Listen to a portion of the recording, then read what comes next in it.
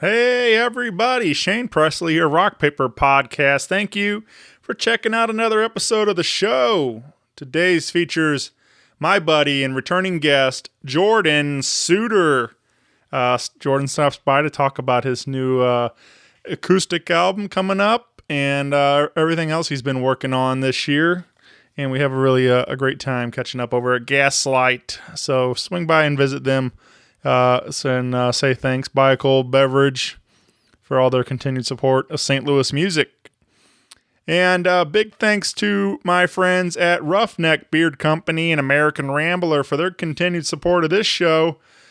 Only a couple days left for Christmas shopping, so head on over there to their Maplewood location off of Manchester and pick up some beard oils, beard balms, some junk powder, whatever you need for the bearded guy in your life. They make great stocking stuffers. And you can also try out their Roughneck Genesis, changing the beard care industry since 2016. This cutting-edge formulation of aloe vera juice infused with biotin, B12, MSM, and natural glycerin will push your facial hair to its healthiest and fullest potential while making your oils and balms work harder. Nothing else like it on the market, folks. Check it all out again, roughneckbeardcompany.com. You can use my code RPP15 for an exclusive 15% off your purchase. They've got tons of great fragrances, and their oils are infused with different stuff. Like I know there's a coffee one, and if you're into coffee, maybe try out their Roughneck beard oil infused with coffee. And again, find it all at roughneckbeardcompany.com or shop locally in Maplewood, Missouri. And big thanks to Heil Sound for their help making the show sound great. Head on over to heilsound.com today and get yourself some new microphones. I've been using this PR40 to record my intros in the show, and I have a blast with it. I love this microphone. Sounds great. And get yourself one today at heilsound.com. All right, that's it for me, everybody. If you need me, of course, you can find me at the new and improved rockpaperpodcast.com. You can hit me up on the socials. Reach me at email at rockpaperpodcast@gmail.com. I would love to hear from you. Let me know what you think of this show. If you have any requests of people you'd like to hear on the show, whatever it is, I'd like to say hi and talk to you. So big thanks to all you that have been continuing to support this. I really appreciate it, you sharing the show with your friends and everything. So thank you. I hope you all have a safe and happy holiday and new year, and I will talk to you all soon. Enjoy the show with Jordan Suter. Podcast is kind of like it's like a radio show that's not on the radio. It's on the internet. Does that make sense? Uh-huh. Yeah. That's also like my mom. It makes it sound more confusing, doesn't it? It sounds like this. What's up, everybody? My name is Jordan Suter, and you are listening to Rock Paper Podcast with Shane Presley. Rock Paper Podcast. Scissors beat paper, paper covers rock. Rock beats scissors, Shane covers non-stop. Never know what new kind of guest that he's got coming at you. Live and direct on the spot. Could be rock, folk, country, or hip-hop, jazz. All kind of folks that he has. Could be an artist or a comedian to make you laugh on the Rock Paper Podcast. double-decker fudge round, rolling round town. Shane coming at you live and direct from ground zero. He's your hero, he's your bestie. Rock Paper Podcast with Shane Presley.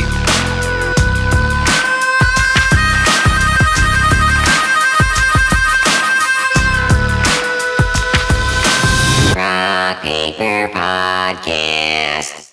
Hey, everybody. Shane Presley here, Rock Paper Podcast, coming to you from St. Louis, Missouri. Hanging out here at Gaslight on the Hill with Jordan Suter. That's me. Welcome, Hello, everybody. Welcome to the show, my friend. Thank you for having me back, Shane. Yeah, man. Returning guest. We did one of these. You know, I was looking at it, and I just, it feels good because we started the year with Jordan, and we're going to end the year with Jordan. Like, man, it was right around beginning of January. Or Was that when it was? Something Yeah. like, or mid-January, or whatever it was. But the EP had just came out, and we said me, you, and Kyle hung out and talked about the EP, and so anyway, I just been following along all year, and keeping up with you, and I've missed you, and thought it'd be fun to catch up and sit down and talk about some of these things you're working on. So, well, thanks for having me. Glad to be here. Good to see you again. Yeah, man, good to see you, buddy. We obviously, I think we talked about a lot of things that we were going to do this year. In January, prior to the world shutting down, and we were all excited about this year. And then didn't quite pan out the way we all had hoped, but hey, we're all still here, so so we got that to be thankful for. And but while you had to pivot and kind of figure this thing out, how to do it, you made it work. I mean, we focused our energy on some different projects and making some things work, and I'm assuming probably got some time to write some new stuff and everything else. So yeah, I mean it's been good-ish. I mean, we've still been able to keep moving forward, and I think that's kind of just been the MO of the year is just move forward. All right. And that's been what it is. Like this summer, we had a lot of really cool stuff lined up. We were going to be opening a show out at the Chesterfield Amphitheater for Jordan Davis. We were going to open for Josh Turner at Songs for Soldiers, and I think I could say this stuff now because it didn't happen. Right. And we had the Fair St. Louis opening gig. We had a gig over at Pops. We were going to be opening for Creed Fisher over there. So all that stuff didn't happen, and it did just kind of, you got to just try other things. So It has been good. I mean, I really kind of got to focus kind of growing the social media pages, because those were all brand new, basically. They're like a year and a half old now. Mm-hmm. I didn't have an Instagram when I walked in here for an open mic, and JB Anderson he's like, you need to have an Instagram, dude. Like, what are you doing? And so I made an Instagram, made a Facebook page, and those have grown exponentially over these past couple months just because everybody has been online. Right. So that's been one thing that's been good. Like you say, I did get to sit down and kind of spend some time writing and that sort of a thing, but the live shows have gone the way of the buffalo. All right. So you mentioned Jordan Davis, and he very talented guy. I met him through my friend Zach Michael, and he came. Zach hosted some kind of benefit type of show. I forget now what the cause was, but they did it over at Babylon in St. Peter's. Oh, cool. And it was Zach, Josh Dorr, Sinclair, and Jordan. And the four of them sitting on stools, song swapping type of Nashville kind of thing. And it was like super cool. And I didn't know I knew Zach, but I didn't know the other three at all. Mm-hmm. Josh went on to have some, good success, and he's an incredible songwriter. Sinclair is another just incredible talent. And then Jordan, though, like, man, his career blew up. He's doing really well for himself now. But it was just like, so I sit back and I think about that night, just like sitting and like, listening to these artists pour their hearts out on stage in these songs, and how fast it can all change. Right. The next thing you know, like he's all over the radio, and he's touring around the country opening for all these big superstars. And so so it happens, man. So, it does. So I just gotta used to anyway. But it's so man, you've been so what, I don't know, we kind of got into a little bit of your story, but you said it all started here at open mic Gaslight. Yeah. When was that? I mean, it was probably closer to 2 years ago now, but like right around a year and a half probably. I just Googled open mics because, like, I think we talked about it last time a little bit, but I moved here to St. Louis like 3.5 years ago for my job in in the crime lab, and then kind of got my life together, started doing music again, had more time, and then just Googled open mics, started going to this one. Joni's just kind of bouncing around, and that's when I met Gavin. Gavin introduced me to JB, and then we kind of just started working on this project and everything. So yeah, that was all how it all started. Yeah. And it's the most fun I've ever had doing anything, All right. So it's like I love music and making music just by myself, just like before you got in here, I was just sitting on the couch in the control room there, just playing the guitar, just because it's like it's the most meditative, transcendent thing you can do. And then come to find out you could do it in front of people and Right. make albums and singles and all this stuff and play gigs. And it's just like, it's the best thing in the world ever, I think. Right. So Well, I don't know, man. I don't know. I guess we probably talked about it then, but it's just wild for me to think about that. It's only been this 2 years, and like Yeah. what you've already accomplished already. Like you've got to do a lot of really great things already, and we're just getting started, man. So. yeah, and that's just, that can be contributed to the team, that I've been able to surround myself with, like the guys in the band and Yeah. gal in the band. Don't want to, Aiden also is not a guy, but, and then like being involved with JB and getting to meet all of the people. Like, I feel like I've been able to fast track my, my Rolodex of contacts. You know what I mean? Like, rather than just doing it by myself, everything has been just fast tracked. I've got to meet people that I wouldn't have met otherwise. Right. Like even sitting here with you, I wouldn't have been able to have met you if it weren't for Rick and Kyle and JB and all these guys. Sure. I would have just been some dude that was new in St. Louis. So I'm very fortunate in that I've been surrounded by very talented and very like-minded and very hardworking people that have helped to put me in positions to do really cool shit. Like the opening shows this summer that we were going to do. That's only so much me, like, sure, you have to be able to sing at a certain level and write songs that are a certain level, but without the people surrounding those things, like that all just falls flat, Right. So yeah, it's just a good team, and it's all because of Gaslight and that open mic. Yeah, man. So I'm just super, super thankful, because this is the best.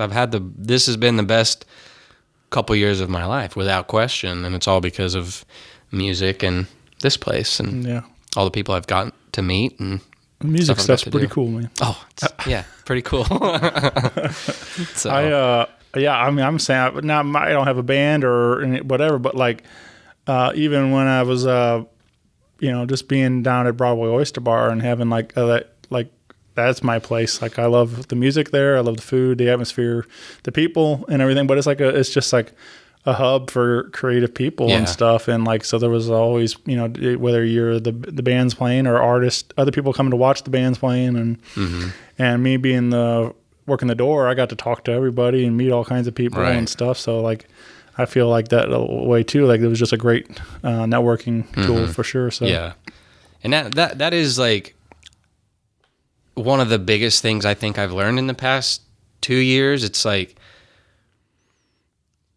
the way that you have to go about things, music is and should be the forefront of everything that's going on. But the networking side of things and the way that you interact with people and just being around people is so important, to like open these doors of opportunities that you just wouldn't get if you were not sitting at the bar there talking to somebody, and then come to find out they're whoever they are, and Right. you get a cool opportunity to do something. So, well, I think all it also boils down to just being a good person. try, at least, So if you are talking to that person and you're not a dick, then there's all helps a lot for and It there's, does, so, yeah, for sure. yeah.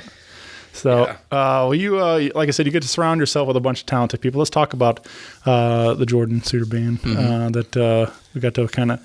I guess like this was really like the launch. 2020 was kind of the launch of the band and things. Yeah. When you guys really started playing out more and things. So, I remember I caught you guys down at Game 6. Game 6 one night, and we had a whole lot of fun over there.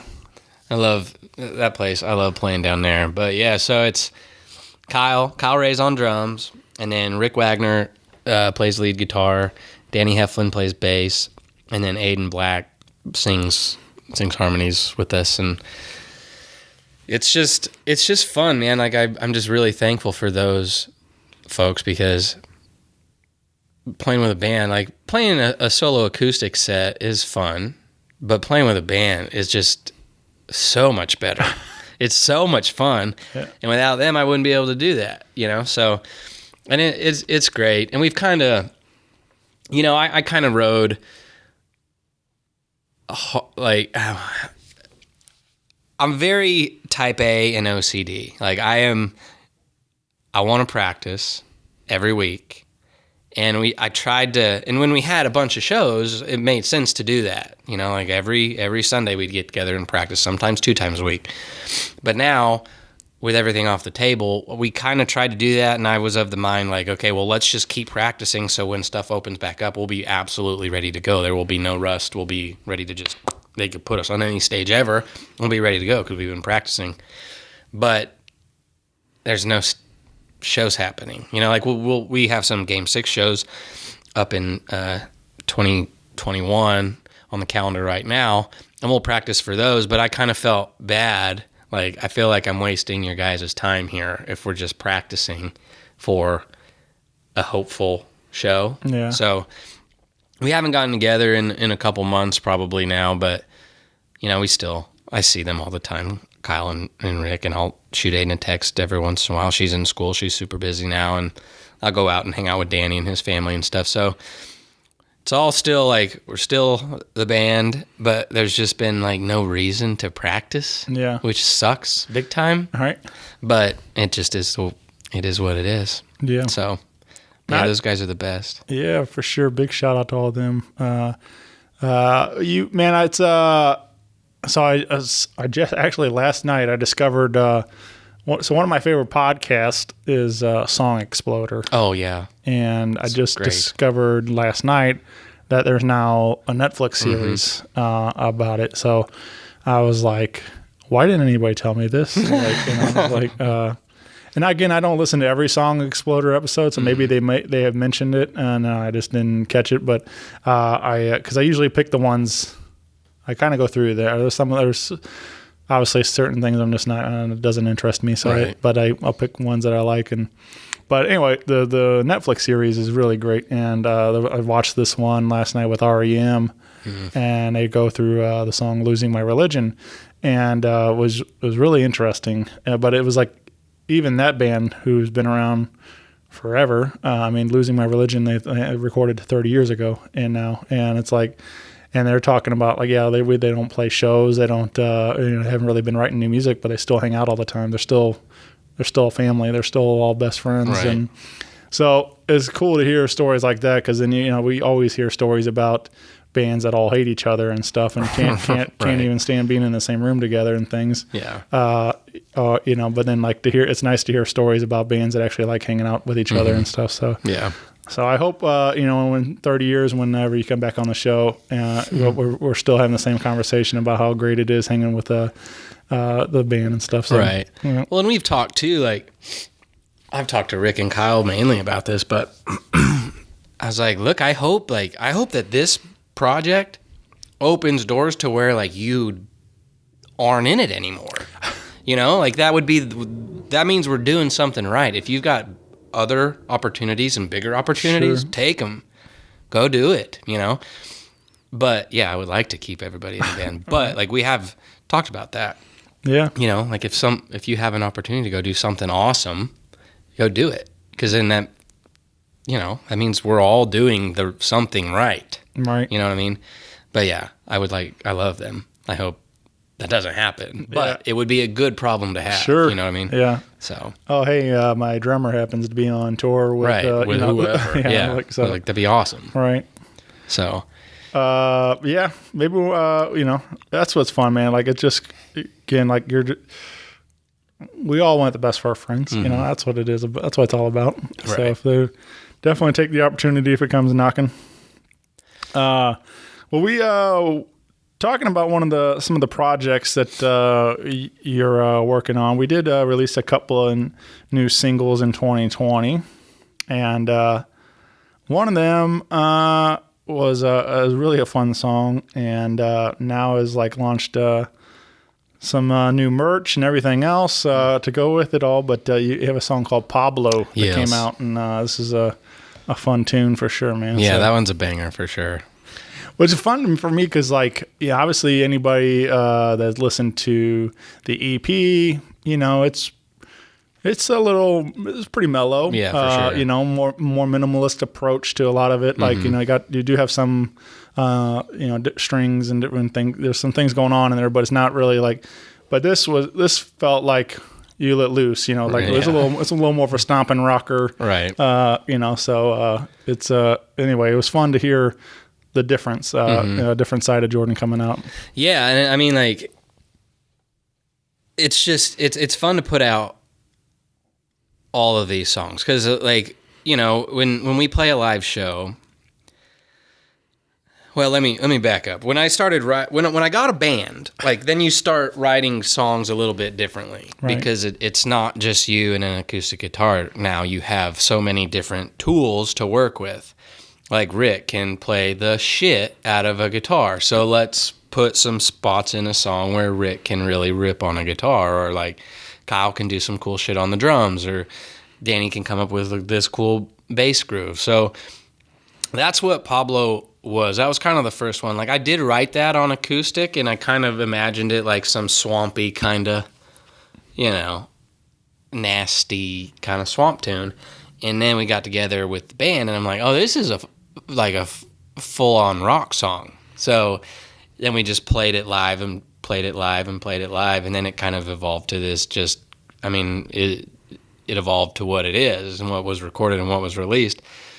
And it's a kick in the ass, man. It's fun. And those are the songs that, like, you enjoy, that I enjoy playing live with a band, like, at a bar. Oh, yeah. Because people go, like, that intro, like, the slide, just this ambient noise getting louder and louder, and people, like, immediately go, oh, we don't know this song, right, really, but this is gonna be cool. And then it is. And then, so, yeah, it's just fun to have, like, a very diverse catalog of songs and have a band that can do such different things.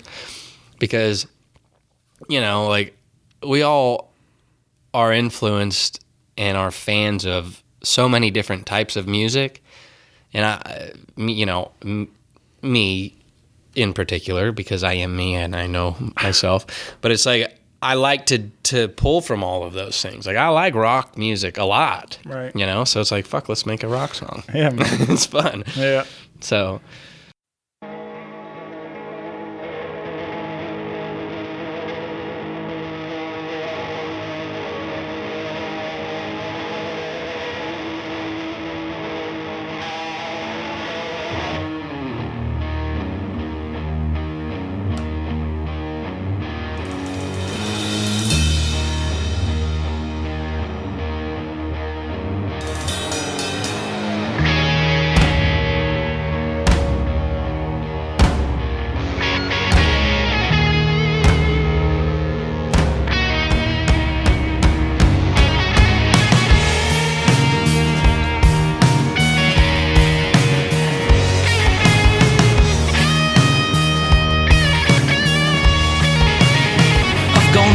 This time, last night I went and lost my mind.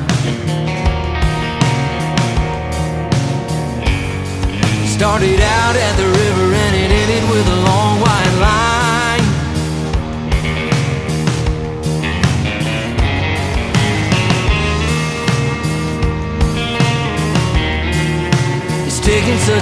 twist.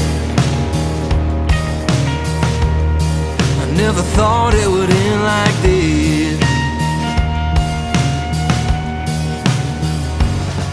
Just like old Saint Nick, he'll be knocking me off his list. Well, I took it to the bottom and the devil said, son, I think you're gone and done it and your time has come. Thanks for reaching out, but we all know you don't mess with Pablo.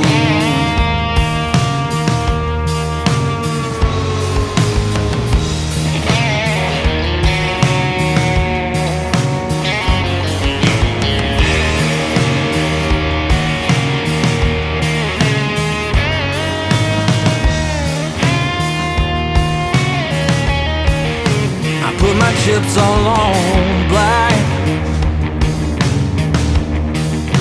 The money's never coming back.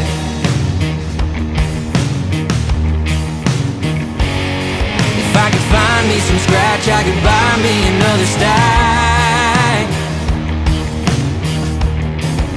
I took it on across state line. Maybe everything will be just fine.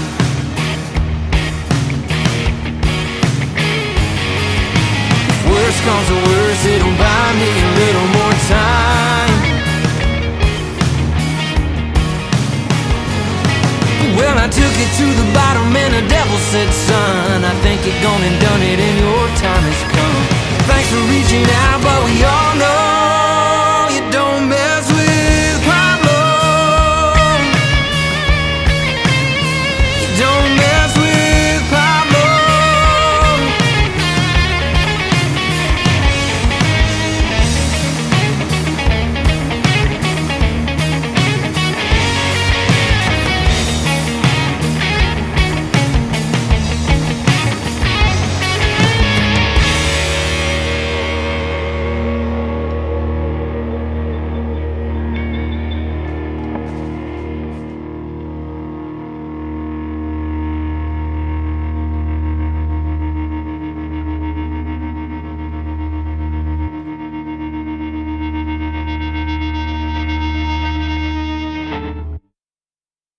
Yeah, so check out Pablo wherever you're getting your digital music at today.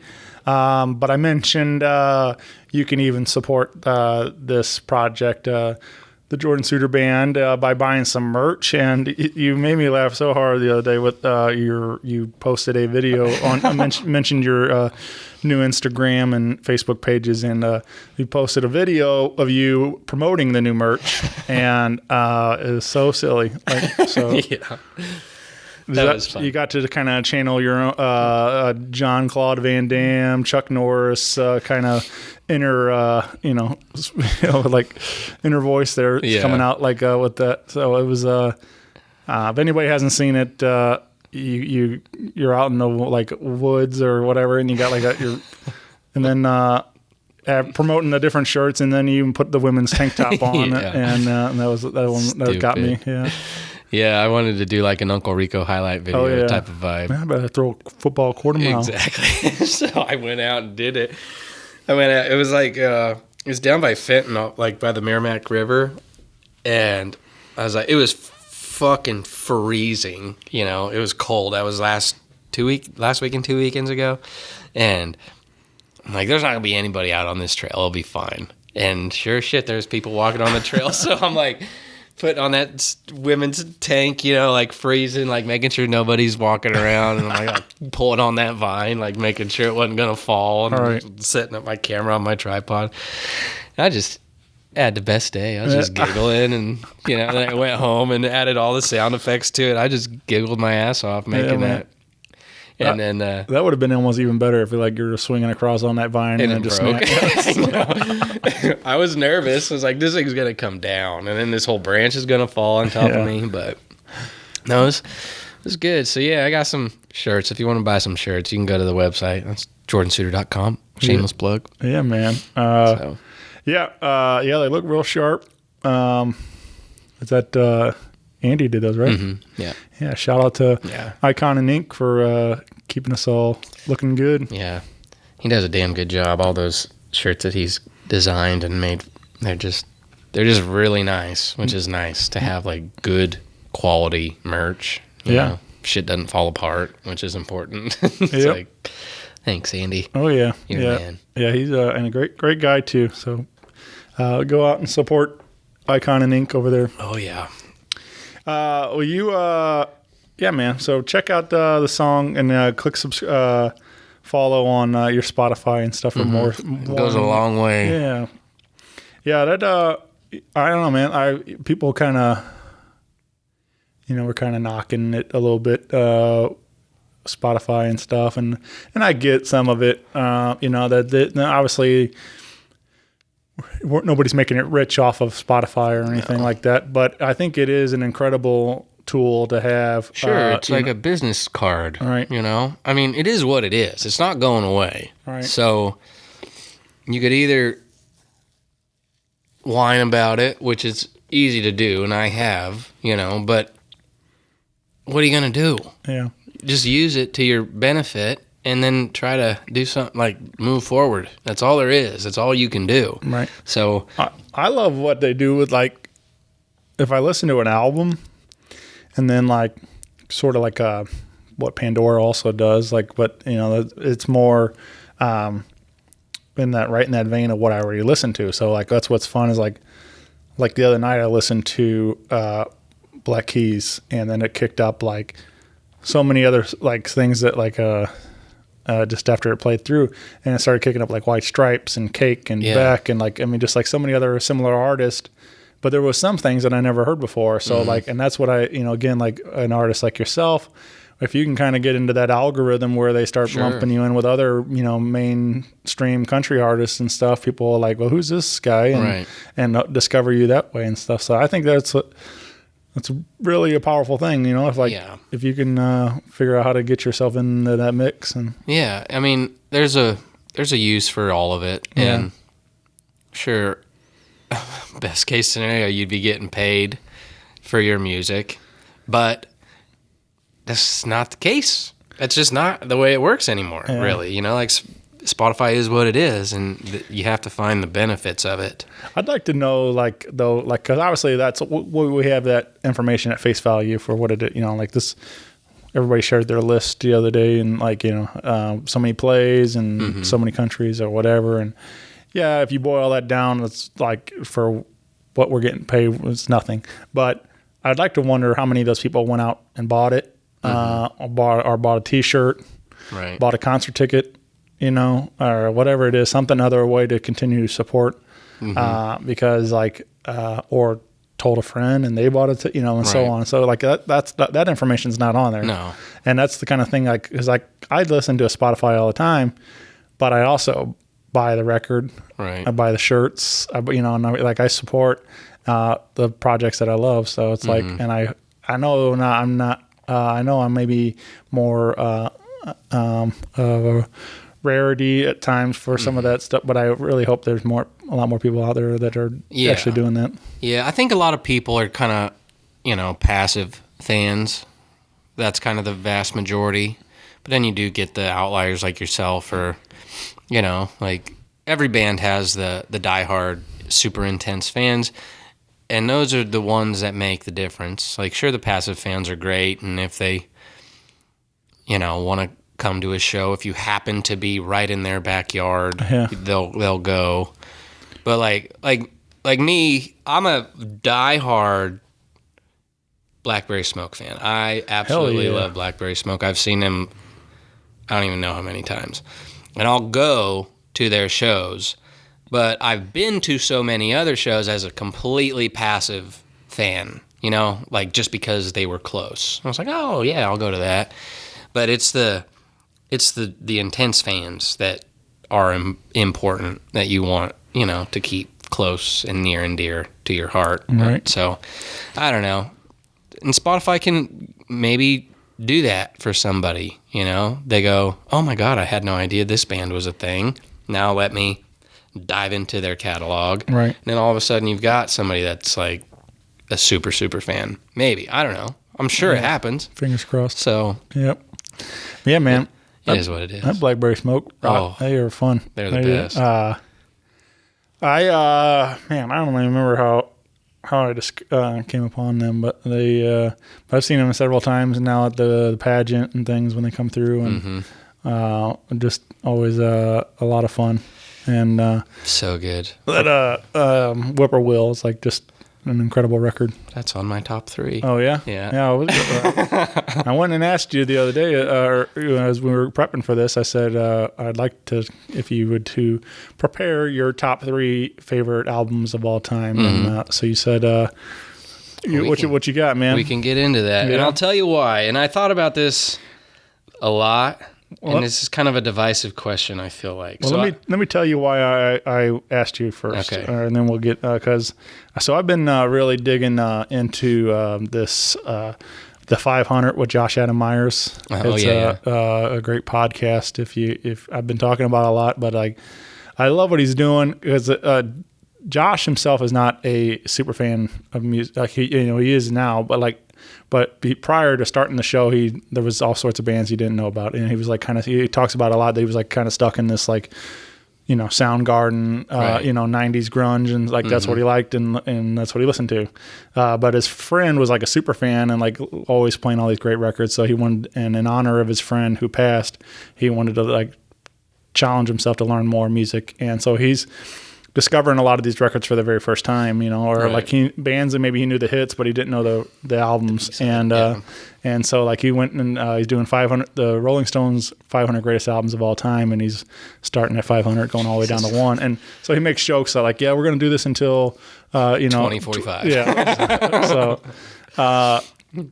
but for me as a fan, like I'm really enjoying it because like one, you're either you're getting to revisit a favorite record or you're discovering something that you maybe missed. And that's the case for a lot of these for me because like the other day was White Stripes Elephant. And again, like I knew White Stripes, I knew the hits, I remember hearing Fell in Love with a Girl when it hit and everything.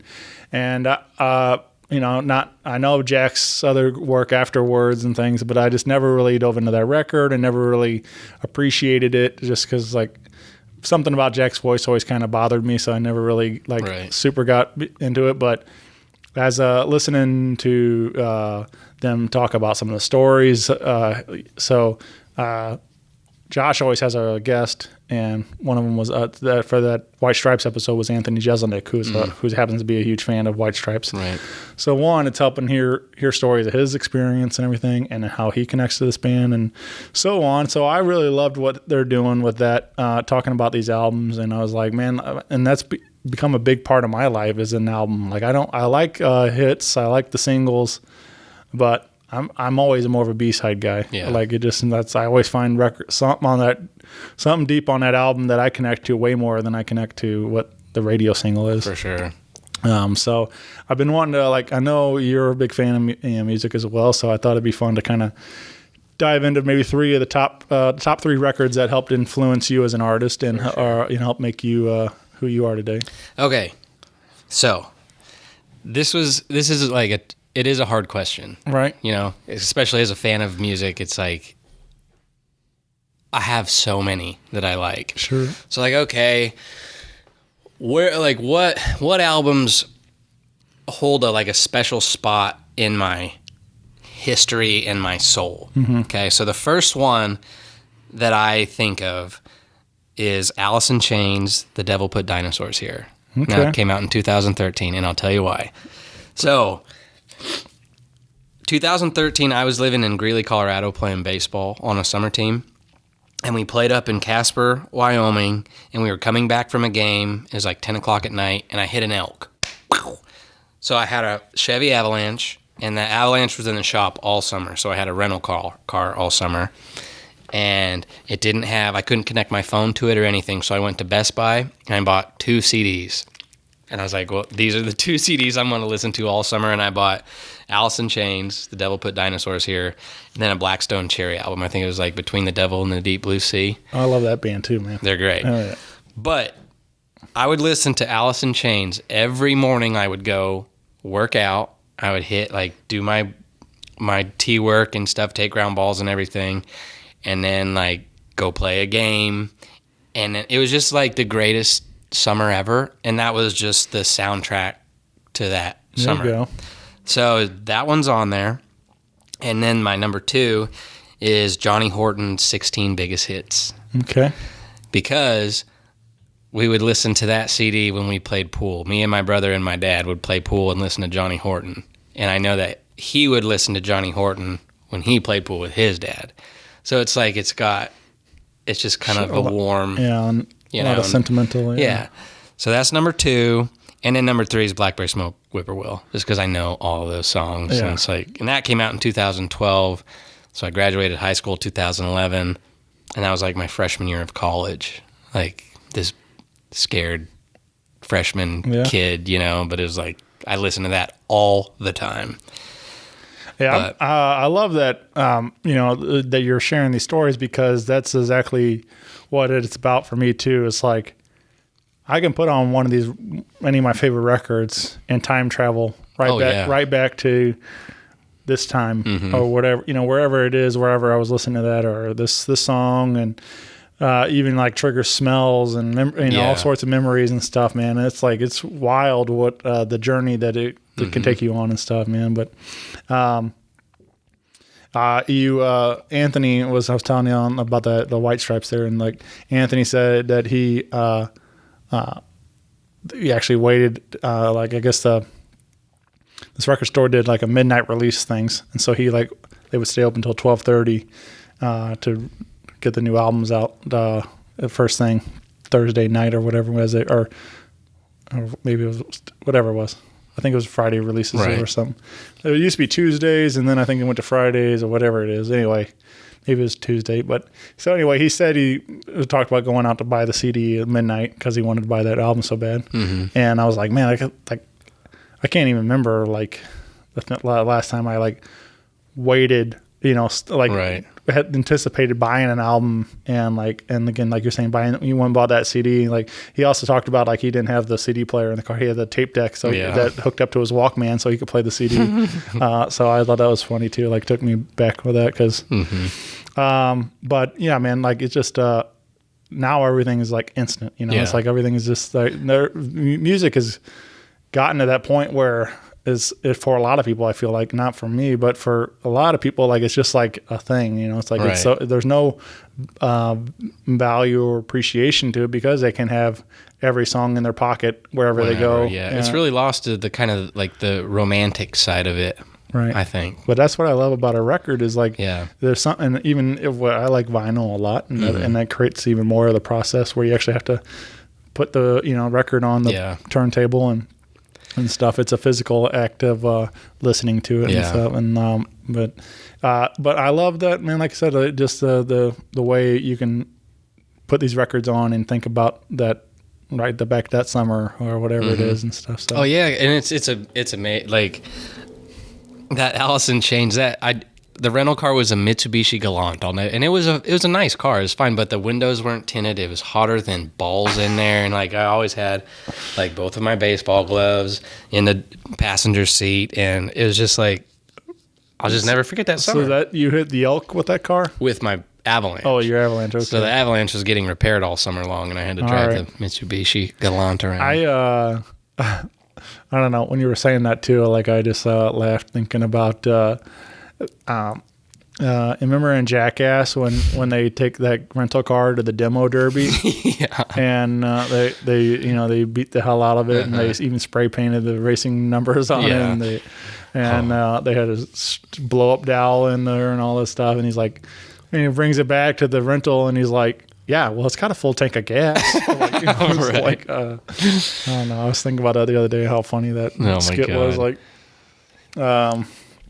But anyway. But no, Lucas Nelson and Promise of the Real, that album is also great. I have 3 other runners-up. Ozzy Osbourne, Osmosis, and then Kanye West, My Beautiful Dark Twisted Fantasy is one of my favorites also. All right. And that's 6. I'll allow it. I was going to make you do 5, and then I was like, I'll just do 3. Man, yeah, that... And then it's interesting too. That obviously, you have more of a connection to it. You picked the Alice in Chains record probably most obscure pick of their records because it's not even Lane, it's William. Right. And which William's incredible too. But Right. like, I mean, everybody, like I grew up, with the Love and Lane. I'm a huge fan of what they, especially for me. I think like that Unplugged set they did on MTV is one of the greatest things ever. Like it's so powerful, and like the way that him and Jerry, they're singing harmonies together and stuff is really pretty. And that's what's wild about it, because like to me, that album, The Devil Put Dinosaurs Here, that's Alice in Chains to me. Right. Yeah, right. Right. But to everybody else, probably not. Yeah.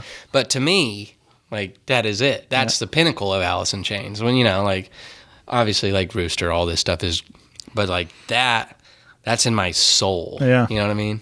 Yeah, man. Which is wild. Sure. But that's music, baby. Yeah. Yep.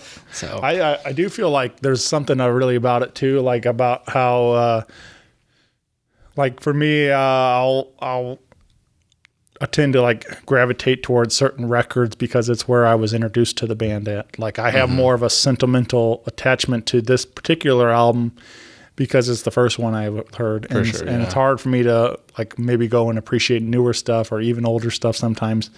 I'll tend to like, stick to that one because I like that one, even though the others might be great, but this one holds a special place for me. So, and that's like, I listen to like, again, it's an Unreal record, but like Jason Isbell's Southeastern. Like, I mean, like I have a hard time going to listen to anything else because I love that album so much. So every time I feel like I want to listen to Jason, I'll just go to listen to Southeastern. Right. So, but yeah, man. So it's just funny, like the generational gap, I guess. But both. It's also fun for me to hear that because like I don't know that I know that record at all. So now I have to go listen to it. It's a banger. Yeah. Oh, it's so good. But I do know Whippoorwill, and that's definitely a banger too. I love that Sleeping Dogs and this be all over you like stink on shit. Well, they do that homecoming every year in I think it's in Athens, Georgia. They do it on like Thanksgiving Eve or something like that all the time. And all of I don't know if they record all of them live, but I know like they do have a live album of their homecoming show. And there's so many of the songs that they do are from Whippoorwill. And like all of their albums are so good. They're so good, all of them. And they've just been at it for so long. All of their live performances are just so good, And I hold Blackberry Smoke to a very, like they are up at the top of my list as far as like musicianship and songwriting. Like Charlie Starr is just incredible. Yeah. Like guitar player, singer. He sings the same all the time. All of these live performances sound damn near identical to the studio version. And it's just like, that is so impressive to me that they've just been out there doing it for so long, and they're still a band. Like they still seem to be friends, and their sound is their sound. And I don't know, Blackberry Smoke's just a shit. Oh yeah, so this has turned into a Blackberry Smoke appreciation podcast. Yeah, but I would love to hang out with Charlie and sit and talk about some of the songs. And that would be fun. So maybe he'll hear this. I'll tag him. Maybe he'll invite you on tour. But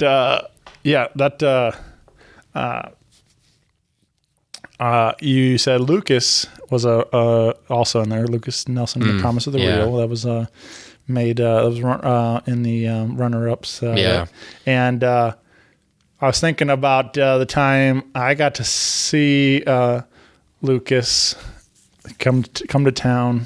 Was it 2011, right when David Freese hit the home run? I don't know. And around Game 5, I think it was Game 5 of the World Series, and put it into Game 6 or whatever, that kind of thing. Something. I'm not a super baseball fan, so like I remember it obviously at the night, but like it was an incredible night for the city and for the team and everything, but Lucas rolled to town, and of course, in October in St. Louis, most years is not ideal for concerts. Yeah, Yeah. But Lucas rolled to town, and he was playing Old Rock House, and he decided to postpone his show till after the game. Yeah, so they that's dropped the projector down, and everybody got to watch the game from inside the room. And then after the game, the streets are fireworks going off at Busch. Everybody's coming out of the stadium and screaming and hollering and having a great night. And then Lucas takes the stage and just rocks the house. I mean, it was like just one of the best days ever, man. Yeah.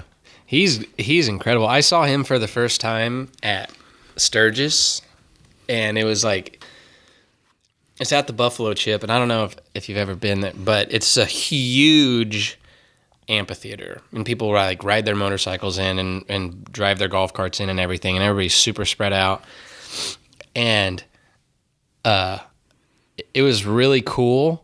But I think it was like he opened for Godsmack or something like that. Yeah. And I feel like he was not well received by the crowd.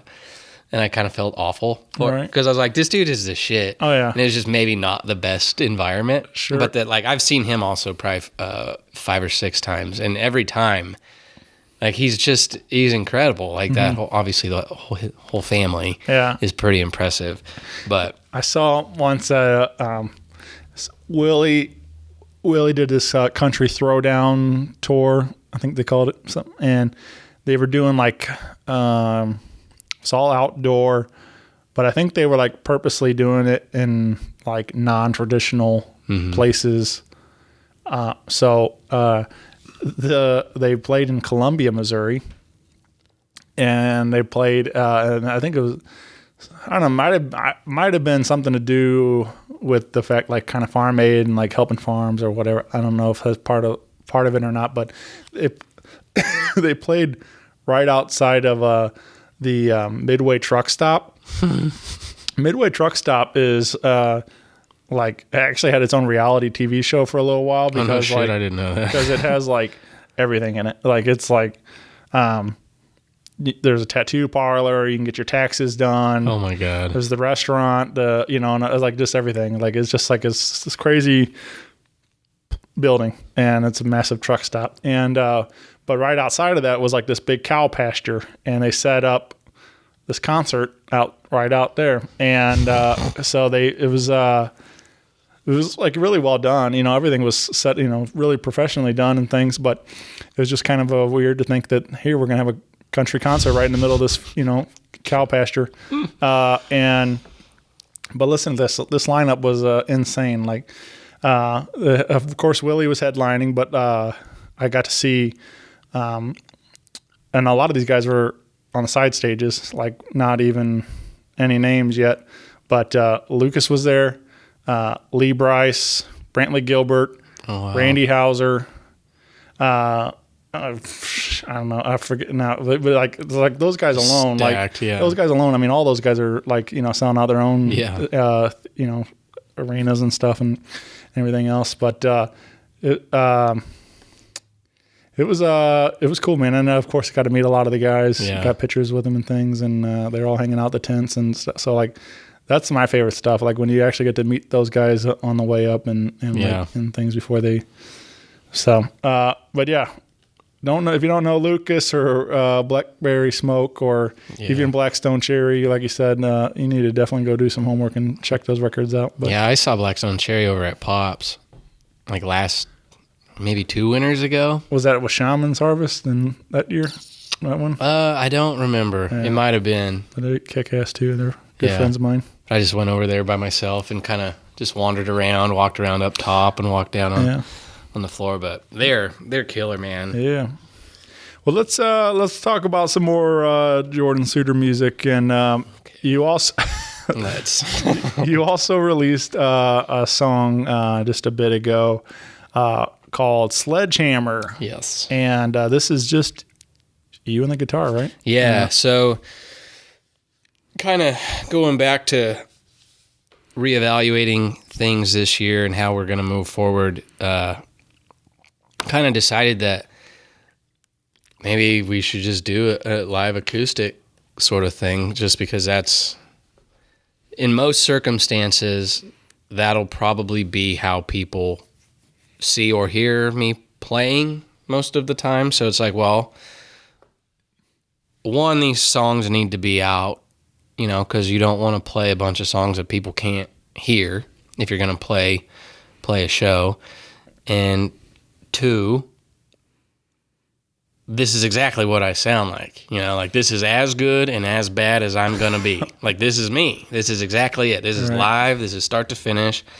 This is it. Right. So if you like it, you're going to like it.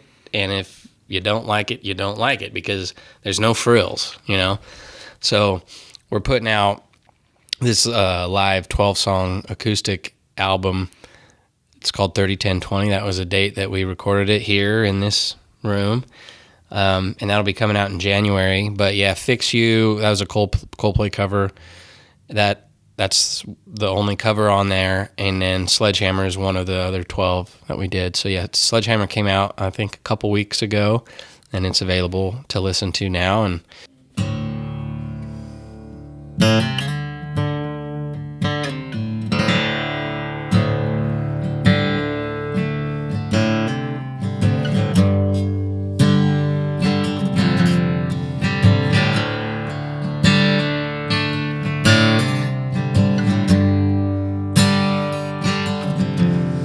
Never knew how many ounces were in 20-odd pounds, but I know in 45 is when my feet hit the ground like a sledgehammer.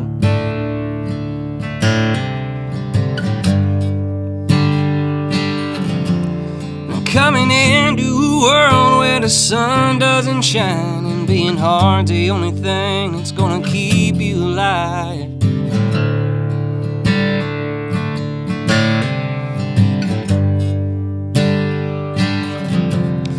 Dad spent his life behind a badge and a gun, and that man I spent mine living under his thumb.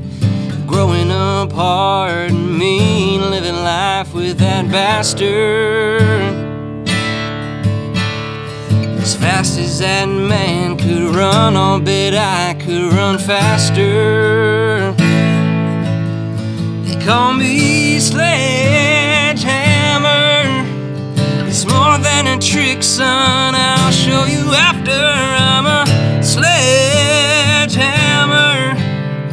You better be quick, because you know I'm faster. I'll be here when you've gone away, when the songs are all sung and the bagpipes play. I'll be here just swinging away like a sledgehammer.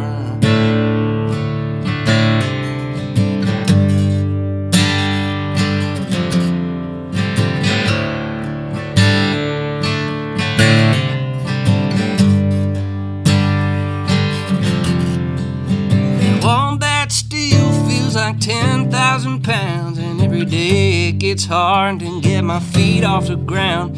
They're like sledgehammers.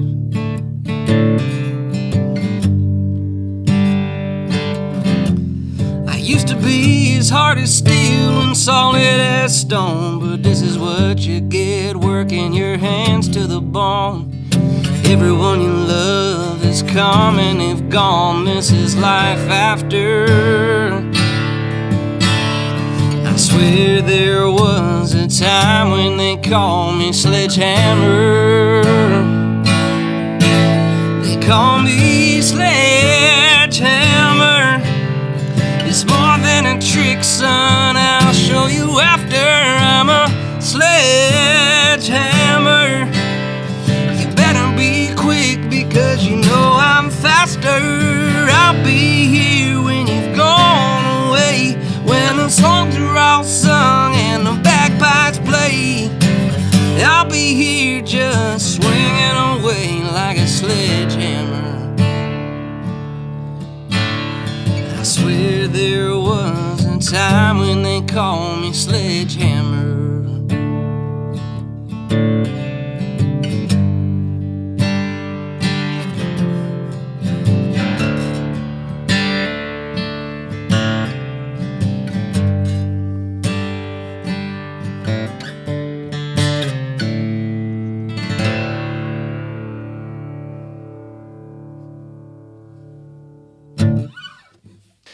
that's the whole vibe of all of the songs. I mean, it's just straight up storytelling, you know? Yeah, man. So I really dig this. Like, again, I love you even kind of say something about it at the beginning about how, like, this is how these songs are written, you know, just me and a guitar. And that's exactly what I picture. And that's what I love about, you know, either getting people to play live on this show or, which you did. That's what the version you hear on the show is you live acoustic Right. on the show. But the album obviously sounds, you know, pretty similar. So you, but I love that the fact that you, this is what it is. Like, it's just you and a guitar. This is where it started. And then, of course, we can build up the Right. production into the band and Right. everything else in here. But I love that, you know, the evolution of that song and how it starts here, but now we can make it whatever we want it to Right. be. yeah, so I'm really excited to get that out. I mean, like, there's a lot of room, like, going back to Spotify, you know, there's a lot of acoustic playlists that, you know, Sledgehammer has been put on some pretty cool playlists, which is really, really cool. And then Fix You did pretty well, and is doing pretty good on Spotify. So it's been received really well, and that's really cool, because I feel like, you know, you kind of miss the mark if you try to overproduce something and you start spinning your wheels, and then there's a lot of cooks in the kitchen trying to figure out what's going to be cool or what's going to sound good. Should we do it this way or do it this way? And this acoustic album, I mean, it just like we said, it is exactly what it is. It's just Right. me playing a guitar and singing, period.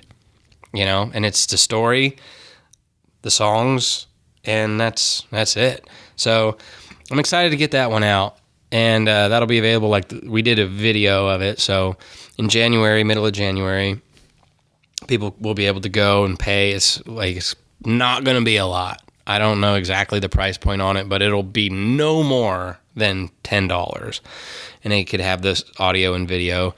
And then down the line, eventually, maybe a month and a half, 2 months later, the audio will be available to stream and everything. But it's just really exciting, you know, to be able to showcase these songs in that light.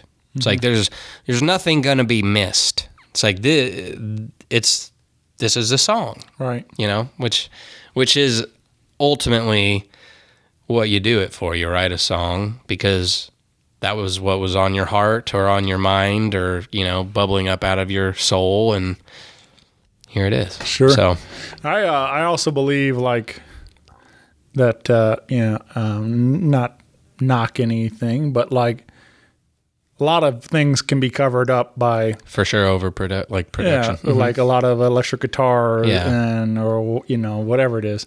Things can kind of get lost in the mix. Right. There's no hiding it Right. when it's just you and a guitar. For sure. And it's like, so there's just, I love that there's just the rawness of it. And like, so it's just really cool, man. I'm glad you're doing this because I love this stuff. And, Yeah, thank you. So I'm excited for everybody else to give it a spin here in a little bit. And, so check that out make sure to, again, following Jordan on Facebook and Instagram so you know when that's happening. But Yeah. You want to talk about stressful though that day, because it was like I did all 12 like start to finish, because I wanted to do it just like a show, you know, like if you were gonna do a private, or not private, but like an intimate sort of acoustic set. It's like, this is how I would play. This is my set list if I were gonna do my songs, 12 of them start to finish. So let's start it and let's roll, and like, don't fuck up, because this is going start to finish. So any of the flubs or whatever there is in the songs, it's just like, it's just what you would hear if you were at a like Medici Warehouse show, or like, you know, at some venue where you're sitting having a beer at a quiet dark room. That's exactly what you'd hear. So it's cool. I think I'm excited for it to come out for sure. Yeah. You were saying, I mentioned it, but you were saying you've had some other people reference the fact that the Peter Gabriel Sledgehammer. Yeah. There's been a lot of disappointment. Well, I thought it was going to be a Peter Gabriel cover, but it wasn't. All right. Well, especially after you released Fix You. That's what kind of threw me. Like, I was like, maybe it's all covers. Who knows? I don't know. Right. But yeah, I love your version of the song. I mean, you're not your version, your song. Right. But I do... definitely, just a name. It's a very iconic song, and that name. There's not a ton of Sledgehammers, so it lends itself to your brain to go that way. But I was thinking about it, man. I was like that. Obviously, the Peter Gabriel song is a banger. It's a jam. It's a jam for sure. But I was like, man, it would be funny, I think, and cool to see the band do it. But like, if you were to do it live, and then like halfway through go into a Peter Gabriel, or something like that, like that would be interesting. This was when we did the Fair St. Louis at home recording. We did it at Old Rock House, and Tony, was running sound and all of that, and we did Tumbleweed, and we finished Tumbleweed, and then he started playing Four Non Blondes. Oh yeah. What's up? Yeah. And he goes, has anybody ever told you that kind of sounds like this? And I was like, fuck, no. So I'm like, God, Jesus. But, so now every once in a while when we play Tumbleweed live, we'll mash it up with Four Non Blondes. But I was like, because it does, that happens. Sure. There's only so many chords and ways that you can put them together. Yeah, sometimes you got to do that stuff just to have fun for yourself. Yeah, too, and it is fun, but I was like, I didn't mean to write. Yeah. But it happens. So mashing up Sledgehammer with Sledgehammer. Yeah. Maybe that'll be the whole show, just mashing up originals. There you go. Yeah.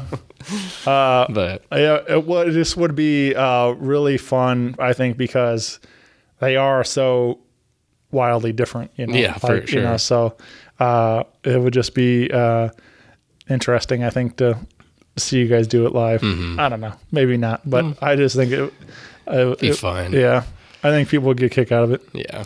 But either way, it's a great song. So how'd you end up? Is this any loosely based off of anything? Truth, or is this just a story you came up with? Or? Yes. So, I mean, largely truth. So, my grandpa is he's 6'6". He was always pushing 300 pounds, just a huge person. And he owned a trucking business, and they had a shop that all the trucks would come at, park at the end of the day. And every Wednesday, everybody that worked for him would come in and they would drink in the shop and have beers and stuff. And he was so, and he's still alive, but he's getting older. So that's what this song is about, really, watching somebody who was just a monster kind of get old and deteriorate. But he would do this trick with a sledgehammer where he would hold it straight out, parallel with the ground with his arm, straight out, and he would bend just his wrist, and he would touch his nose with the sledgehammer and then bring it straight out. So it's all just forearm and grip strength, which is hard. It's very hard to do. So he would do all these sledgehammer tricks. There was one, too, he'd put his knuckles on the ground and then just lift the sledgehammer all the way off the ground without, just all these crazy feats of strength. So that song is about really just watching somebody that you always literally looked up to as a kid, this huge person, and now watching them get old and kind of lose their gusto. But yeah, man, I went through a lot of that, personally, with, I grew up, my uncles were just superheroes, that kind of thing, and my dad, but they were massive men, the same kind of thing. They were, 6'6", my dad's 6'9", so we all big people and stuff. And my uncle Jerry was Navy, and Roger was in the Army, and like, you know, these guys are servicemen, and like, by the time I really, you know, like I knew Roger, like, you know, by the time I came around, he'd been in a wheelchair for quite a while. He was paralyzed after Vietnam, but he's still just a massive man, and you know, like he had, you know, giant arms from, you know, rolling his wheelchair around and everything else, and doing all his workouts and stuff, and so, but both of them, you know, as time went on, my Uncle Jerry had Parkinson's, and like I just watched that eat him up, and same thing for Roger. Slowly started deteriorating and things from different stuff, and so it's just like, it was so crazy to see like these mountain of men kind of guys that I looked up to as a kid, and then now it's like, now I'm their height and size and stuff, and now these guys are kind of shriveling up to nothing. And it was like, and it was so sad, man. Like to, you know, just it's tough. So definitely hearing your stories, like, definitely resonate. So, and that's the, you know, and we didn't. It's just, it's what I love about music, man. Yeah, you know, just tell that story and transcend through the melodies like that and things. So. There's an interesting line. You sent me a little sneak peek. This isn't out yet, but there was a line. Was it Pulverati? I think, because maybe that's something where you say, if anybody can fuck this up, it's probably me. And if you don't have any doubts, just hold on, wait, and we'll see. Yeah. Which I was like, man, that one hit too, man. I was like, I was in a, you know, it's kind of tough to think about, like, that there's a guy that, you know, I don't know who you're writing, you know, if that was you or somebody else or whatever, but like you know, there's definitely times where I get in my head where you feel that way, you know, for sure, like you can't do anything right kind of thing. So. Yeah, that one. There's a lot of songs of these 12 that are like, you know, they aren't the happiest. Yeah, not a lot of sunshine and not flowers. A lot. No, but Pavarotti, that one, you know, that one's just straight up about feeling like you don't know what the fuck you're doing, or, you know, straight up imposter syndrome kind of thing. And that last line in there, that pretty much sums up that song. It's like, you know, everything on paper, everything looks like it should be going good and killing it, crushing it, but like, if anybody's gonna fuck this up, it's gonna be me. Watch, you know. Yeah. So, yeah, there's a lot of don't believe me, just watch. Right. Exactly. But yeah, we'll see. I'm curious to see what people think, and I just hope people listen. And feel something, because that, you know, there's a lot of feelers on on that docket. So yeah, man, this but I like that too. Even though it's just you and acoustic, there's still you know, you got Ruby. It's a rocker, you know, kind of more swamp kind of thing, groove to it. So it kind of. You know, it's just fun to hear you doing more with the guitar and you know, just creating these different sounds. Yeah. I'm excited. Thanks glad you got a chance to listen to it. Yeah. No, I really was digging it, and like I said, I love this just acoustic kind of stuff. But we did do another one. This is before you get that, you are also a part of another project over here at Gaslight.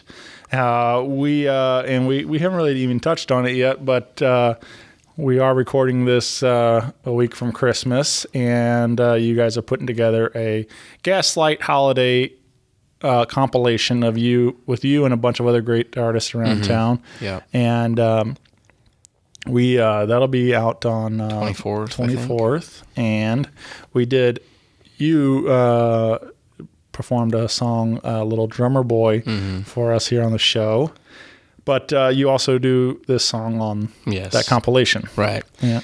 Yeah, so everybody, I mean, you know, we recorded it last November, I believe. So it's been recorded for a year, and it'll be out this Christmas. But there's a bunch of super, super talented people. I mean, like, I can't remember who's all on it, but it was a kick in the ass to do. Like, everybody came in, did a song, ran it through twice, and that'll be available on the 24th. And I did Little Drummer Boy, because I feel like that song doesn't get the respect it deserves. Yeah. Like, I think that is one of the, like, has the best message of really any song, right? Because it's like, this kid shows up to the frickin' birth of the savior of the world with all these kings and all these people giving him all this gold and shit. He doesn't have anything. He's like, all I have is this drum. Right. Like, I'll do that for you. Like, that's all I can give you, but I'll give you everything that I can give you, which I think is beautiful. And I'm sure there is somewhere a really good version of Little Drummer Boy, like Pentatonic's version, I think is really, really good. But I don't know. I like acoustic songs too, a lot. So I was like, I want to record a version of this song that I would like. So that's the one that I did, and I did it here.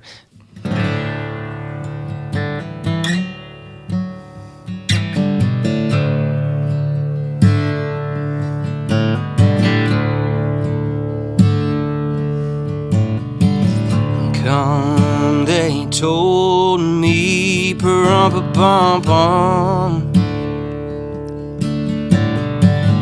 a newborn came to see, pa-rum-pa-pum-pum,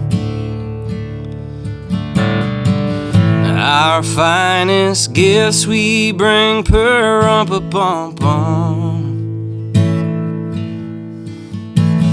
to lay before the king, pa-rum-pa-pum-pum, rum-pa-pum-pum, rum-pa-pum-pum,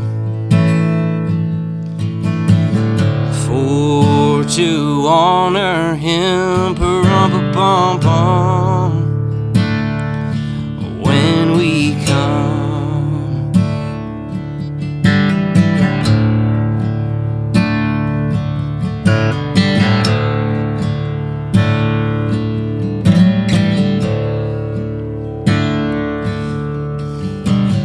Little baby, pa-rum-pa-pum-pum, I am a poor boy too, pa-rum-pa-pum-pum, I have no gift to bring, pa-rum-pa-pum-pum, that's fit to give a king, pa-rum-pa-pum-pum, rum-pa-pum-pum, rum-pa-pum-pum. Shall I play for you, pa-rum-pa-pum-pum, on my drum?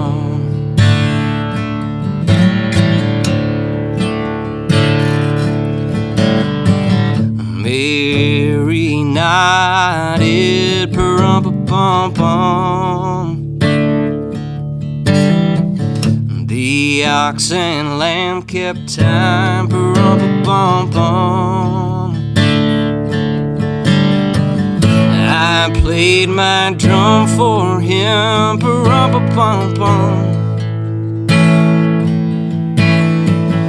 I played my best for him, pa-rum-pa-pum-pum, rum-pa-pum-pum, rum-pa-pum-pum. Then he smiled at me, pa-rum-pa-pum-pum, me and my drum.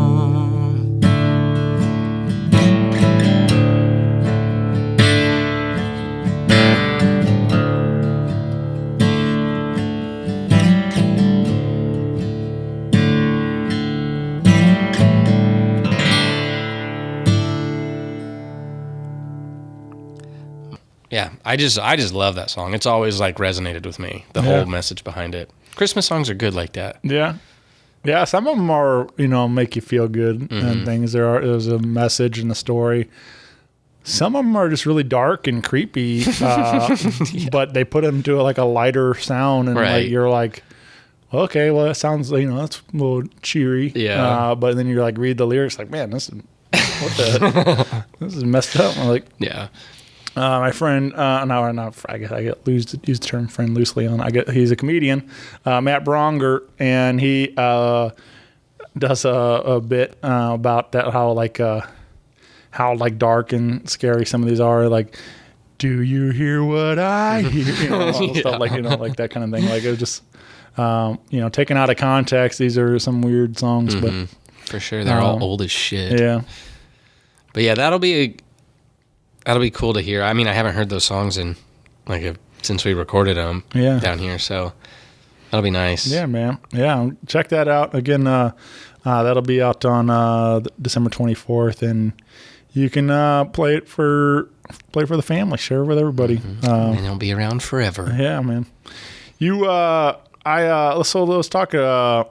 Do you have a favorite Christmas movie? 8 Crazy Nights. Yeah, for sure. Yeah. Yeah, my brother and I used to watch. We used to have that on VHS. All right, it was like that and Pirates of the Caribbean 1. Yeah, on VHS. But yeah, 8 Crazy Nights is the best. We just recently went back and watched Home Alone 1 and 2, and those are pretty iconic. It's just I don't know. I think every kid wanted to talk boy after watching those movies, and those are good.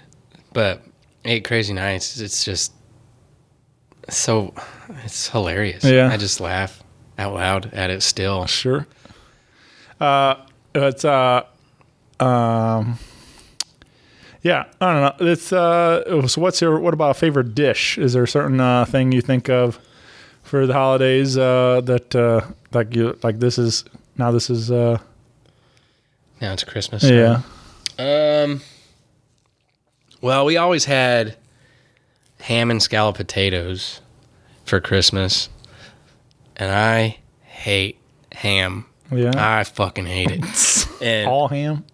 Yeah, it's just not for me. I just don't like it. But my grandpa loves ham and scalloped potatoes. So finally, 3 Christmases ago, I was like, could I have something else? I'll eat the scalloped potatoes, but I'm going to go get a steak or something. And my brother's like, yeah. He's like, I don't really like ham either. I'm like, okay, cool. Well, let's fucking try something else here. So I just know that we always had that. Always, every Christmas growing up was ham and scalloped potatoes. So that's kind of like a Christmas dish. So you guys started your own tradition, huh? Pretty much, yeah. Got a brisket. Yeah. Hey, man, now we're talking. Yeah. Yeah. But, yeah, what about you? What is your Christmas thing? I don't know, man. So I have both sides of my family, my mom and dad's side are huge. There's a ton of us. Mm-hmm. And for the longest time, when growing up, it was we'd always go to grandma's house, and we would just pack the house out with all of us, all the cousins and everything. And we did I remember we would do a ham and a turkey because there were so many of us and stuff. So yeah, I don't know.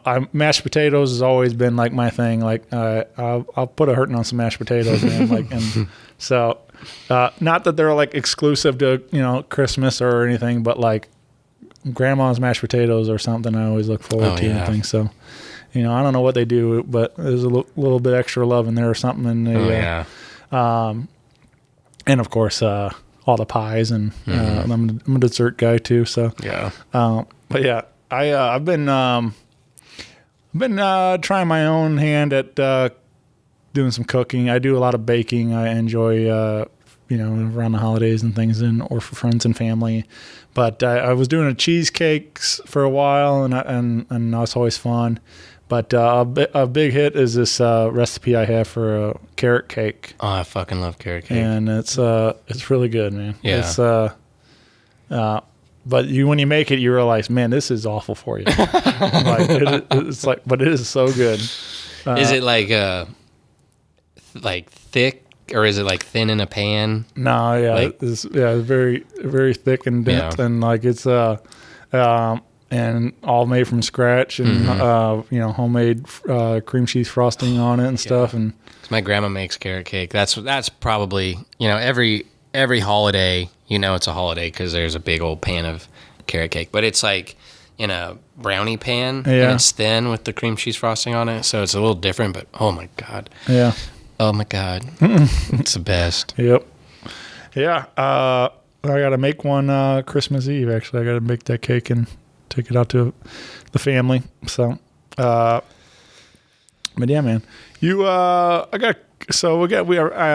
posted online about some questions for you. yeah, I And better somebody answer wrote in asking about your tattoos, Yeah, we got a handful of questions here. which it's kind of, not exactly great for the audio, but you do have a few. And I do.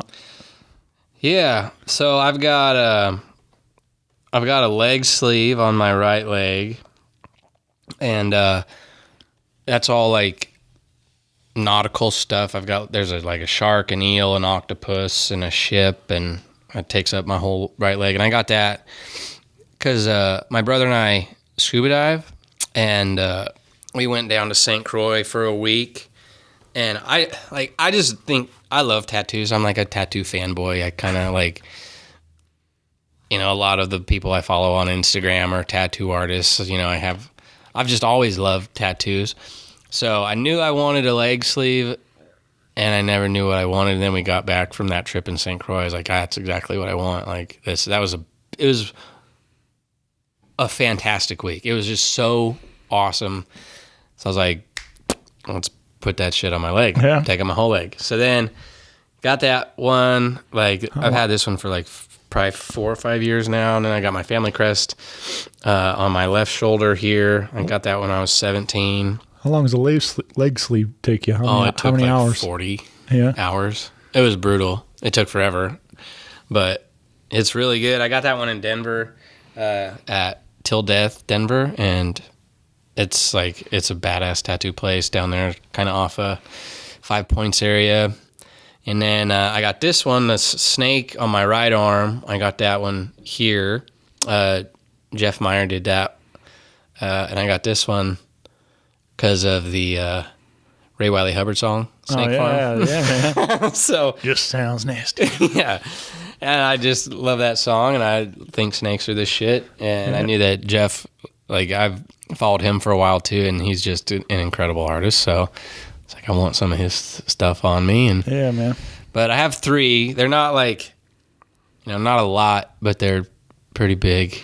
So My wife has a arm sleeve, and it's all dedicated to Jurassic Park. Oh, that's sick. She just finished it the other day. She's got to go through and just kind of fine tune a couple of things, and but it looks awesome, man. She's got right on the bicep, the gates, and then T-Rex right there, and then the Jeep, and she's got all sorts of different. She's even got the Barbasol can, wow. Yeah. that kind of stuff, or the amber. There's a lot of, along with all the dinosaurs, there's a lot of little references in there. So it's really well done, and it's. I mean, it's. I don't know. I didn't at first. I was like, really, Jurassic Park, but it's pretty badass. cool. Yeah. And then I went to North Carolina once with a buddy. He was in the Army and got tattooed down. Started a sleeve down there, and he wanted to go back to the same artist and have it finished. Mm-hmm. So we drove down to North Carolina, and I sat there at this tattoo parlor with him for a little while. And then I got bored, and I'm like, well, I'm going to go around and see what's happening in this town. And there's nothing. Fast food and strip clubs. That was literally all. It's a party, man. Yeah.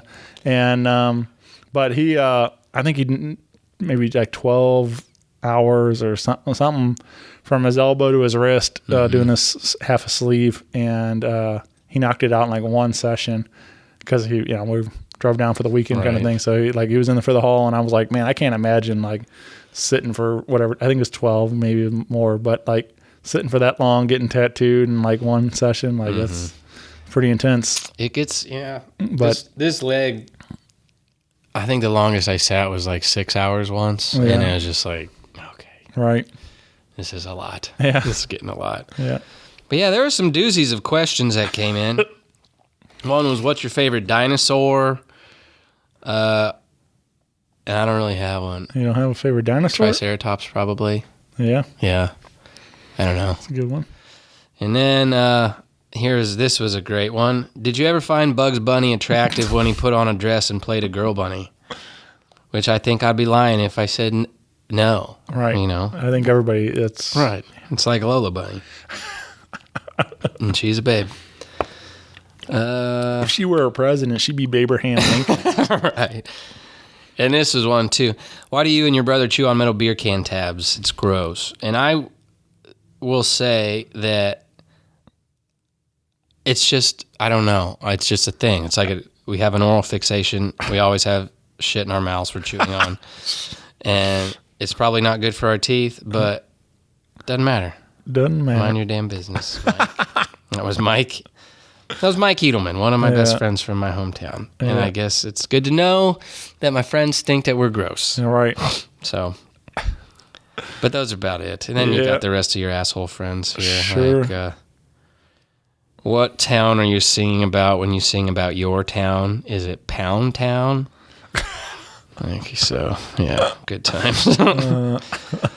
But yeah, thanks for the real question. Yeah. I think that was one of the twins. All right. I got a couple more for you, and then we'll get on out of here. What's a dream duet or collaboration you'd love to see for? We've mentioned a lot of your favorites already today, but is there something else? Somebody else you'd love to work with?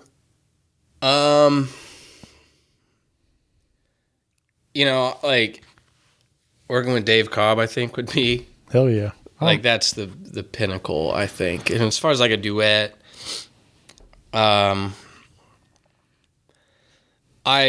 really love Natalie Maines and the Dixie Chicks like a lot. They're another one of my favorites. So I would love to sing like Traveling Soldier or something with her. That would be, I could die happy then, I think. But yeah, I mean, it's all good. All the collabs that I've even gotten to do so far have been great.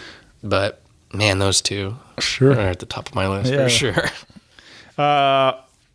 When we get a Jordan Suter action figure with the Kung Fu grip, chop actions, what would be 3 sayings you think, or I will also, your whatever, not blanking on what they call it, like the different things that are included in your action figures box and stuff. They're like, but I mean, I don't know why I'm having a hard time thinking of what those are called. But like the add-on things. But it would come with a book of cuss words, probably. Gotta have a whole book of them. Yeah, and when not to say them, and then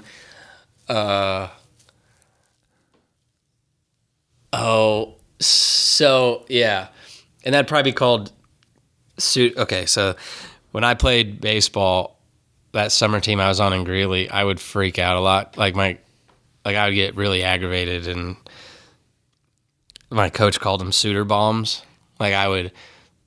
He wouldn't really get real animated, like when we would play like shit, but I would. And he called them Suter bombs, and I would just fucking freak out and like call people out and stuff. And he'd be like, okay, well, he's like, do you want to take care of this time for a Suter bomb? Go get there. So I think it would be a book of Suter bombs. I would come with the action figure and karate chop and swinging from vines and a book of Suter bombs and when not to say them. Yeah. Yeah, man. Oh yeah. What's when the Jordan biopic comes out, who would you like to see cast to play you in the movie version? Aaron Paul. I've had a lot of people tell me I look like him. Really? Yeah. Like a lot. My grandma told me first when I was like in college, and I was like, she's like, you look like Jesse Pinkman. I'm like, well, you know. You look like that guy that sells meth. Right. I was like, oh, Jesus Christ, grandma. But I've had several people at Lambert Airport come up to me and go, has anybody ever told you look like Aaron Paul? Like random ass people. Right. I'm like, well, yes. So it must be true. Yeah.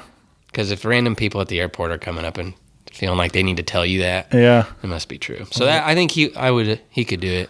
Well, let's see if he can sing some country music. Yeah. I'll say what song always gets stuck in your head, or what'd you wake up singing this morning that was stuck in your head? I forget who's singing, but Rubber Band Man. Oh, T.I.? No. Oh. There's another Rubber Band Man? Yeah, hold on. But it's just like the happiest. If you're ever in a bad mood, Rubber Band, The Spinners. Oh, yeah. It's like, good luck being in a bad mood now.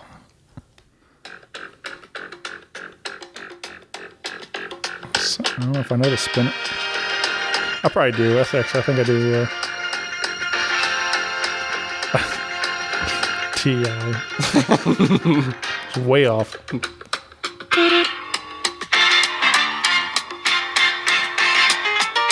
Aaron dancing to that. Yeah, that one.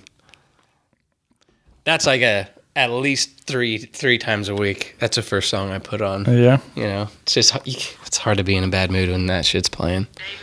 Oh yeah, I forget about this song. You know your folk be staying down on the road, man. It's a little different. A lot of the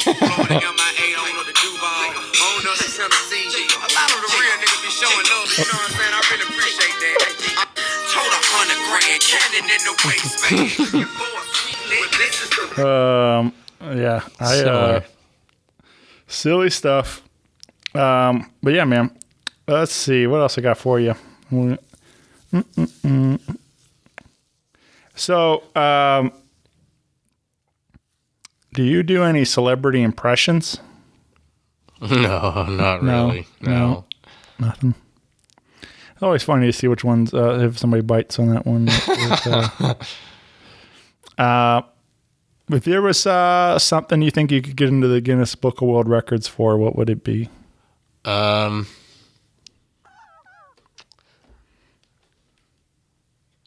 Consecutive days, like, this is gross, but like not doing laundry. Like I learned that you could put your pants in the freezer. Did you know that? Never tried it. Well, it's Never true. heard of I that. watced it on Queer Eye. They talk about it. And you Okay. could apparently put denim in the freezer and it gets rid of the assy smell that gets in pants. Because you're not supposed to wash denim all the time. I didn't know this. Okay. So mainly what I wash is shirts and socks and underwear. And then when I get done with pants, I'll just hang them back up or put them in the freezer. Because it's not good for the denim. So you can look this shit up. It's real. all right. I promise. Yeah. So maybe that. Consecutive days not washing pants. All right. Hey, I do wash my work pants. Hey, you got any drinks over here? Let me move my jeans out of the way and one time we had band practice and Rick went upstairs to get like a glass of water or something. He's like, why the fuck are there pants in your freezer? I was like, well, you could put pants in the freezer and it gets rid of the ass smell. Yeah. The more you know. And he's like, so I'm putting this ice in my cup that was next to your dirty pants. I'm like, This ice tastes like ass now. yeah, right. So I don't know. I see where the ass went. Yeah, you could do it, Yeah. and it's good for the denim. All right. You don't want to ruin your pants. You know, pants are expensive. Yep. But yeah, that's a terrible thing to be in the Guinness Book of World Records for, but Well, going to be there, though, now. different strokes, man. After they hear this podcast, they're going to be calling you. Yeah, buddy. Well, this has been a ton of fun, man. I'm really glad we did this. Thanks for having me. It's been so good. So big thanks again to Gaslight over here. Come visit them for a cold beverage, or even get you book some studio time. Record that next project of yours, just like Jordan's. Beveraginos and music. Yeah, man. And we can get plugged in, jordansuter.com, you said? Yep, that's it. And you can get yourself one of them new Pablo shirts or tank tops and, and whatever else. Can you buy the music there? Not on the website. It's just like the videos and it's a link to Spotify. You do have physicals, though, of Tumbleweed, right? Damn near. Those are pretty well all gone. Okay. Yeah. Well, you can also find all that wherever you find music at. And,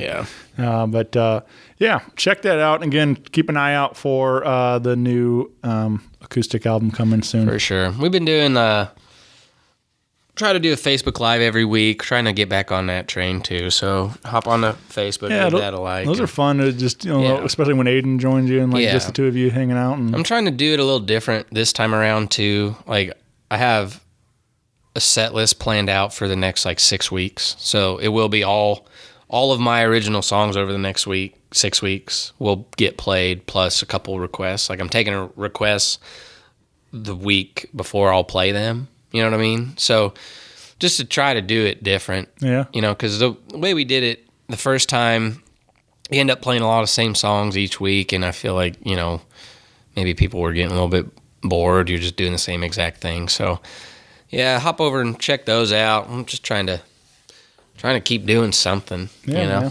So. Well, right on, brother. Well, thanks again for hanging out with me. Yes, and thank you. Can't wait to see what's next for you, man. Same. Yep. 2021, hopefully. Yep. Stuff gets back to normal. Yep. Fingers crossed. Here we go. Fingers crossed. Yes. All right.